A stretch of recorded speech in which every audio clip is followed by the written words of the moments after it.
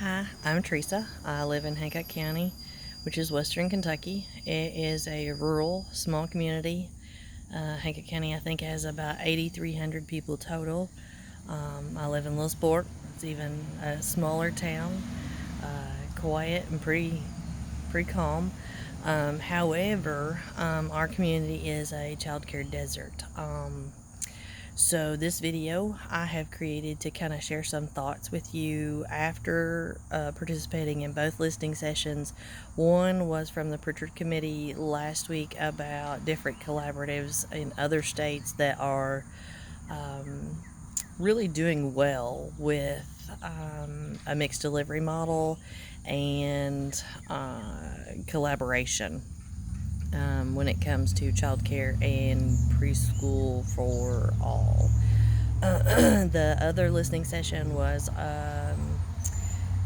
what I thought was going to be kind of a plan being rolled out from the state of Kentucky. It was more, it seemed like it was more a brainstorming session. I wasn't quite prepared for that.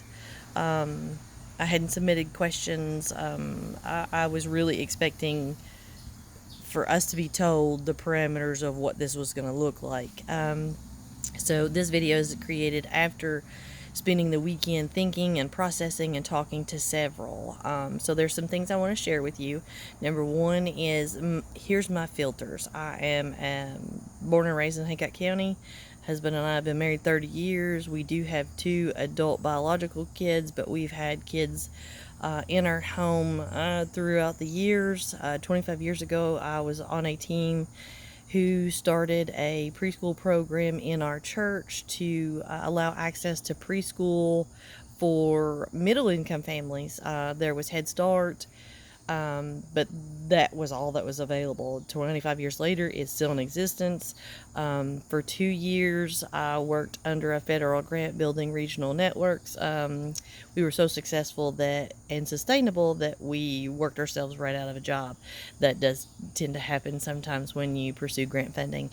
I have worked in ministry in 2 different churches. The first one I started the preschool program in. The second one, when I got there, there was already a preschool program in place, but then right before COVID and during COVID, we opened daycare and we expanded our preschool program. The first is not state licensed. The second is state licensed and was a 5-star program. Now it's like 4.7.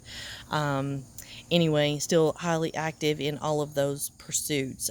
During COVID, I decided to stay home and be a stay-at-home mammy for my grandkids who, my daughter just became a single mom. I can't imagine being a single adult in today's world and trying to do it all on your own. It's hard enough when there's 2 of you. Anyway, I'm a stay-at-home mammy. I help take care of my grandchildren. Because we are a child care desert here in Hancock County. I do have 3 other kids that I do take care of. Their parents work in the school system, and again, without child care, it's almost impossible around here. So I'm just gonna, with those filters in place, I just want to share some things that I've observed, that I've learned, and people have shared with me. Number one, here's some trends. What I'm noticing here is in our area, there is a lot of grandparent care. A lot. Even some families, we've noticed that whole families are selling properties and buying properties closer to each other so that their child care can be close to one another.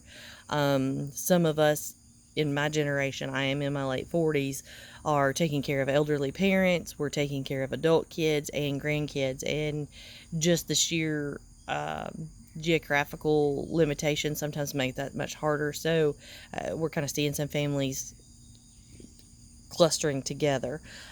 With that, I've also observed parents are picking professions where their schedules are a whole lot more flexible. Several families in our in our church, particularly, both will be in a medical field.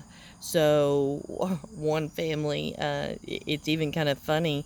Dad works days, mom works nights. They literally mate in the hospital parking lot and swap the kids off because there's no child care. And when that can't happen, then it has to revert back to grandparents. And again, grandparents are starting to come out of the workforce to help be the child care providers. So another thing that I've noticed and has been a push, I think, in the state and was very helpful in our programs is using youth workers. Now, there are some limitations with that, and there were some struggles, but I think that's also part of the puzzle piece that will help us find some solutions in the state certified program, 5-star program that we had.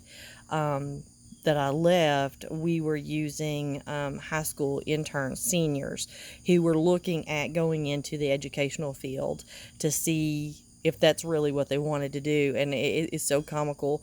I had one that was like, oh, yes, I'm still going into the educational field. And I had another one that said, I am, but I'm not going in elementary education like I thought. He's since went into high school education, which is great. Anyway, so there's some things that we're seeing here. I don't know if that's being seen in the urban settings, but I do think there are some things that we can learn from this. Number one, anything that we do, child care or pre-K for all wise, has to be family friendly, and it has to be fluid enough in which families can do it at their own pace. The other trend that I forgot to mention that's happening here is the homeschool group is growing, because again, life is 24/7. It used to be the predominant work time was during the day. That's not the case. We have families who are choosing homeschool so that if dad is working a swing shift and mom is working straight days, then they can do homeschool at night, because it just works with their schedule. It has to be fluid, and there has to be a community of people who help. We cannot live in isolation. We cannot, and I think that's something we learned in COVID too, is we need each other to make this work. So we have to network, we have to collaborate, we have to find the people who are willing to find the solutions. In the second listening session last week, I felt like there were a lot of people who were asking questions about, like, what can we spend funds on. Those are fine details that come out once that grand plan is written. So the family perspective, mixed delivery system, in-person, virtual, I'm not exactly sure what that looks like, but one of the families I spoke to over the weekend mentioned even like childcare share. So if you pay into the system, then you can access the system, like whether it be childcare or it be resources. We also need to look at what some of the generational markers are. Some of these younger families, they just don't keep the supplies in their home that are that can be used for developmentally appropriate practice. So libraries could be a huge resource in giving those resources out to check out of items that they can use for their child's education. There's just many different working parts to this. I guess I do need some help in figuring out what's the grand goal. Are we looking for an answer for workforce development? Are we looking for an answer for childcare? Or are we looking for an answer in education? Now, we're talking about preschool for all. Please, please, please do not bring upper education down to 4-year-olds.